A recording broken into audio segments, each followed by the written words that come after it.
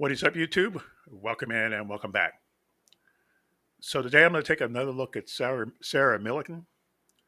Uh, this is a comedian that I did a reaction to quite a while ago. It's been a couple months.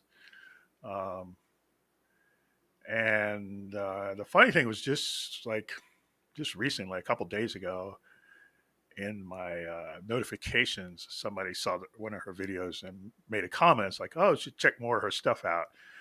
And the funny thing was, is like literally that same day, or I think even the day, maybe the night before, when I was kind of going through looking at to what I was going to do, I pulled this out and said, you know, I'm going to react to her again. So whoever put that in, hopefully they come back and check it out because we're going to do her again. So yeah, let's check her out.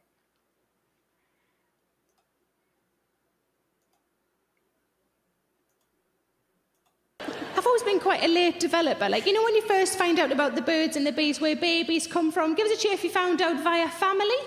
Yay! Via friends? Yay! Still quite a lot of you unaccounted for. Do you just not know? Did anybody find out via a book? Yay! What book was it? So was it The Joy of Sex? Did you flick through it with your mum, did you? I've done that with your dad. I've done that with your dad. There was a fella the other day said he'd found out about sex via a book, and I said, what book was it? And he said, well, I say book, it was more of a magazine. Some of you might recognise this. This is The Body Book by Claire Rayner. Recognise it? Yeah, excellent. And I've kept it all these years, just to refer back to, really. Like when my boyfriend's trying to make us do something I don't really want to do, I just flick through and go, that hole's not mentioned in here at all.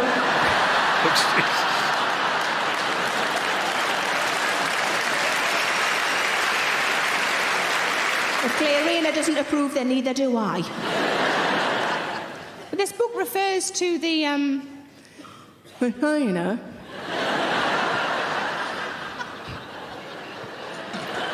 It refers to the vagina as the baby-making hole. It's awful, isn't it? Awful. Now, I've got a big problem with it being called the baby-making hole, largely because I don't have kids, I don't want kids, I don't really like kids. I'm sure you've got them, and I'm sure they're smashing, but I'm glad you've left them at home where they fucking belong.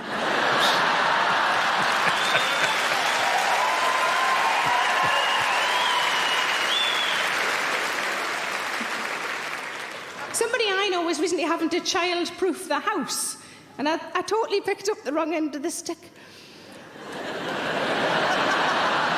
I thought it was made so the little buggers can't get in, or if they do get in, they come to harm. So I did a bit of research, and it turns out advice on how to child-proof your house is advice on how to do the opposite as well. Example, 3 foot of electrical cable is enough to endanger a toddler's life. That's good to know. It also recommended that you teach your children how to respond to fire, which sounded like a fun game.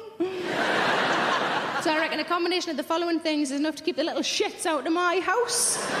Forks in front of every socket. Aww. Multicoloured beakers filled with bleach.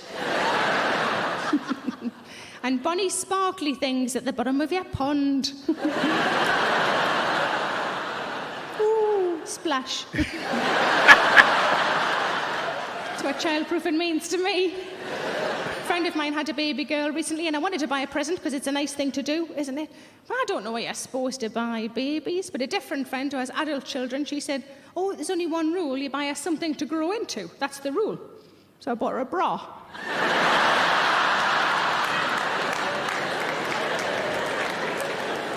But I wasn't just given this book, I was told about sex by my family. And when I say a family, I mean, you know, like your mum. I don't mean like a special uncle.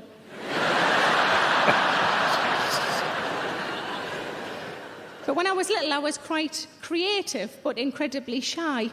And I used to write poems and stories, and the only way I could perform them aloud was to do so from behind a curtain. Just accept it, it's me childhood. So I'd stand behind a curtain and read me poem aloud, hoping that my family were still in the room. And if I was a good girl, I got a banana. So when I came to finding out about sex, my mum said, "Do you want to go behind the curtain?" And I thought, if she gives us a banana at the end of this, that'll just be really weird. But you know, the next stage of sex advice, the next stage when you find out that it's not just for making babies, you know, that it's also for making money. Getting your own way, that sort of thing. My mum gave me one line of advice and one line only. She said, "Remember, you don't have to put anything in your mouth you don't want to." Then she made me eat broccoli, which felt like double standards. But this book's not just about sex. It has stuff in it about how our bodies change, in particular how our bodies change as we get older. And I want to read a little bit to you, if I may. It says, "After many, many years, long after their children are grown up, people who are old get tired all over. Their hearts get tired of beating like a drum.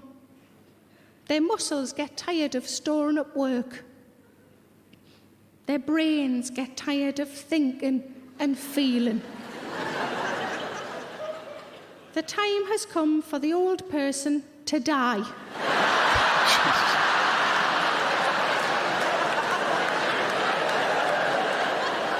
And the next line is, "So they do."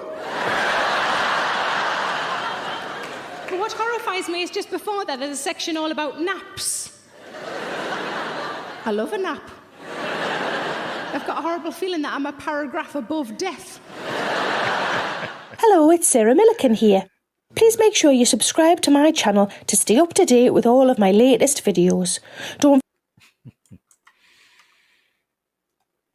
Yeah. Well, she's funny. She's so funny.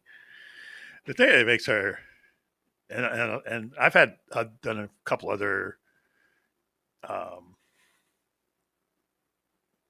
comedians from the UK, and I think a big part of it is the accent. Just makes it even funnier. Um, so and it's pretty much true anywhere. If you look at people even from the United States, if they're from you know there's some great comedians that have built off their accents. I can think of one is the Cable Guy, um, and there's been a bunch. So um, yeah, she's just hilarious. I love her. Um, so yeah, leave a comment down below. Let me know what you think, and if you found this interesting, like, comment, and subscribe. See you later. Bye.